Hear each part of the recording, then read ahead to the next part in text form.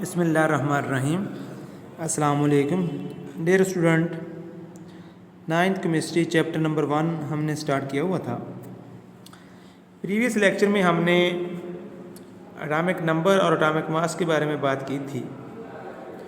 तो आज का हमारा जो टॉपिक है वो है relative atomic mass and atomic mass unit. Relative atomic मास पहले जो है इसके नाम से ज़ाहिर है। रिलेटिव का मतलब ये किसी चीज़ के साथ कंपेयर करके एटॉमिक मास जो हम निकाल रहे हैं। तो एक्चुअली हमारे पास एटम का मास जो है वो मेजर करना जो है प्रैक्टिकली बहुत ही मुश्किल है, डिफ़िकल्ट है, क्योंकि एटम का साइज़ ही बहुत कम है और साइज़ कम है तो मास भी डेफिनेटली जो है बहुत कम होगा। तो इसलिए हम उसका कोई साइज़ जो है या फिर उसका जो मास है उसको हम जो है एक्यूरेटली मेजर नहीं कर सकते। As we know that the mass of an atom is too small to be determined practically. However, certain instruments enable us to determine the ratio of the atomic mass of various elements to that of carbon-12 atoms. मतलब कि atom का size इतना कम है कि हम जो है practically उसको मेजर नहीं कर सकते। लेकिन ये है कि हम तमाम एलिमेंट जो हमने 118 डिस्कस किए हैं केमिस्ट्री में, तो हमने कार्बन 12 जो है उसको स्टैंडर्ड बनाया। स्टैंडर्ड बनाने के बाद बाकी तमाम एलिमेंट का एटॉमिक मास जो है उससे कंपेयर करके निकाला। अब क्योंकि हमने दो एलिमेंट का मुवाजना कर रहे हैं, कंपेयर कर रहे हैं, इसलिए जो मास हमें एटम का मिलेगा जो हम निकालेंगे उसको हम कहेंगे रिलेटिव एटॉमिक मास। तो रिलेटिव एटॉमिक मास जो है एक्चुअली कार्बन 12 जो है आइसोटोप जो है, कार्बन के 3 आइसोटोप्स हैं। तो आइसोटोप्स के बारे में बाद में हम डिस्कस करेंगे जिनका एटॉमिक नंबर जो है सेम और मास नंबर जो है वो डिफरेंट होता है, उसको हम आइसोटोप्स कहते हैं। तो कार्बन 12 जो है उसकी बुनियाद पे हमने एटम का मास जो है वो डिटरमाइन करना है, उसी को हम रिलेटिव एटॉमिक मास कहते हैं। तो डिफाइन देखते हैं इसकी। तो हमारे पास the relative atomic mass of an element is the average mass of the atom of that element as compare to 1/12 the mass of an atom of carbon 12 isotope के हमारे पास किसी भी एलिमेंट का एटॉमिक मास वो average mass है जो हम compare करके निकालते हैं 1/12 ऑफ कार्बन एटम, जो कार्बन हमारे पास आइसोटोप है उसके मास है। फॉर एग्जांपल अगर हम हाइड्रोजन की बात करें तो हाइड्रोजन को कंपेयर करें तो हाइड्रोजन जो है 1 होता है, कार्बन का 12 होता है। इट्स मीन हम कह सकते हैं कि 12 टाइम जो है mass of hydrogen less than that of carbon है। इसी तरीके से अगर हम मैग्नीशियम की बात करें तो मैग्नीशियम का 24 होता है, तो हम कह सकते हैं कि कार्बन से 2 टाइम जो है वो ग्रेटर मास है मैग्नीशियम का।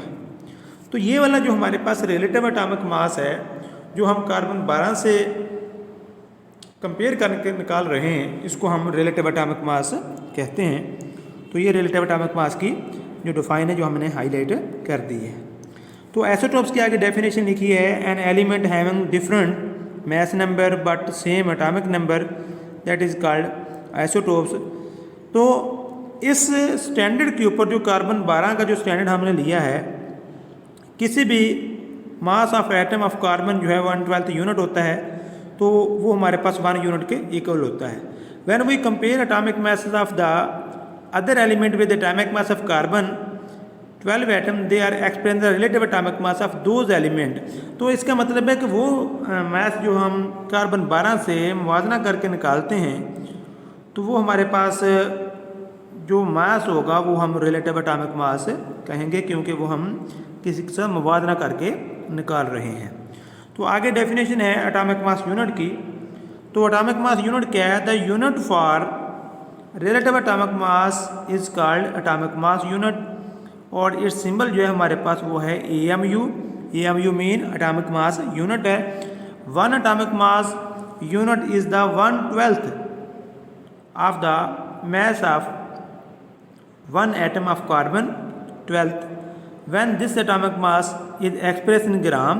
अगर हम इसको ग्राम में ज़ाहिर करें एटॉमिक मास यूनिट को तो वो हमारे पास कुछ इस तरीके से आएगा कि हाँ जी, तो इस एक्सप्रेशन ग्राम तो 1 AMU जो है वो 1.66 क्रॉस 10⁻⁻24 जो है ग्राम के इक्वल होता है 1 AMU। तो इसी तरीके से अगर हम मास ऑफ प्रोटॉन की बात करें, वो एक्सप्रेस करें हम इसमें, तो वो हमारे पास होगा 1. मास ऑफ प्रोटॉन जो है 1.0073 AMU। अगर हम इसको ग्राम में कन्वर्ट करें तो आपने 1.66 क्रॉस 10⁻⁻24 से मल्टीप्लाई कर दीजिएगा, तो 1.672 क्रॉस 10⁻⁻24 ग्राम हो गया। इसी तरीके से मास ऑफ न्यूट्रॉन जो है 1.0087 एटॉमिक मास यूनिट में, और जब हम इसको कन्वर्ट करेंगे ग्राम में तो हमारे पास 1.674 रेज़ 10⁻⁻24। इसी तरीके से mass of electron 5.486 cross 10⁻⁻4 AMU में होगा। कन्वर्ट करेंगे ग्राम में तो 9.106 क्रॉस 10⁻⁻28 ग्राम के इक्वल होगा। तो ये हमारे पास जब हम किसी भी चीज़ का एटॉमिक मास फाइंड करते हैं तो वो हम कार्बन जब भी हम AMU में मास मालूम करेंगे एटॉमिक मास यूनिट में तो वो अंडरस्टूड बात होगी, तो वो हम मास जो है वो कंपेयर करके निकाल रहे हैं इसके साथ कार्बन 12 के साथ। तो हमारे पास यहाँ पे डिफाइन जो है आपने करनी है इसकी एटॉमिक मास यूनिट की, और इसके अलावा आप रिलेटिव एटॉमिक मास की डिफाइन करेंगे। इसके अलावा जो है MCQs के लिए ये हमारे पास नीचे जो वैल्यू दी गई है atomic mass of proton, neutron, electron and 1 AMU is equal to होता है, किसके इक्वल होता है, ये आप तैयार करेंगे। इसके अलावा what is atomic mass unit and why it is needed, तो एटॉमिक मास यूनिट की जो डिफाइन है वो नीचे लिखी हुई है कि the unit for relative atomic mass is called atomic mass unit with symbol AMU। One atomic mass unit is 1/12 of the mass of the one atom of carbon atom.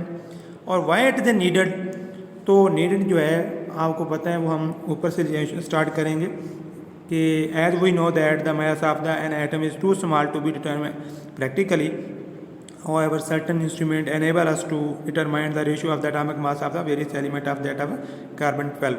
तो यहाँ तक इसका आप आंसर लिखेंगे। तो डियर स्टूडेंट, ये हमारा आज का टॉपिक है, इसको आप अच्छे तरीके से रीड कीजिएगा, लर्न कीजिएगा और अपनी नोटबुक पे इसको नोट कर लीजिएगा।